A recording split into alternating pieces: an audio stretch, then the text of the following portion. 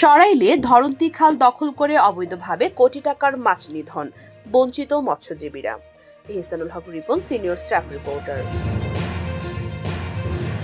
ব্রাহ্মণবাড়িয়ার সরাইল উপজেলার কালীকচ্ছু ইউনিয়নের ক্ষমতাসীন দলের নেতা ও গলানিয়া গ্রামের সেলিম মিয়া নামীয় এক প্রভাবশালী ব্যক্তি সরকারি খাল দখল করে বাদ দিয়ে মাছ নিধন করায় স্থানীয় জেলেরা ও গ্রামের মানুষ মাছ ধরা থেকে বঞ্চিত হচ্ছে।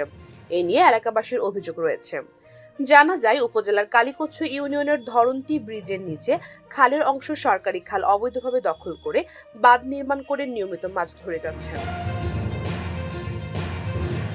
এলাকার সাধারণ মানুষ ও মৎস্যজীবীরা এই খাল থেকে মাছ শিকার করে জীবিকা নির্বাহ করত, কিন্তু প্রভাবশালী চক্রটি খালটি দখল করে ও বাদ দিয়ে কোটি টাকার মাছ নিধন করছে।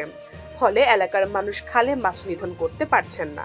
এলাকাবাসী সংশ্লিষ্ট কর্তৃপক্ষের হস্তক্ষেপ কামনা করছেন।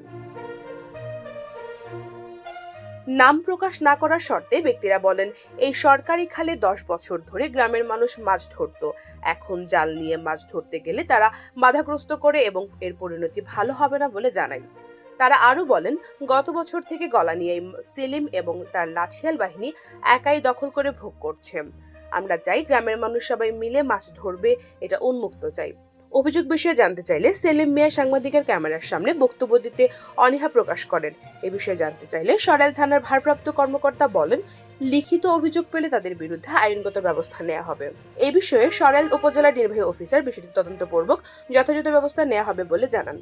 পূজা দত্ত, সারাবেলা নিউজ, ব্রাহ্মণবাড়িয়া।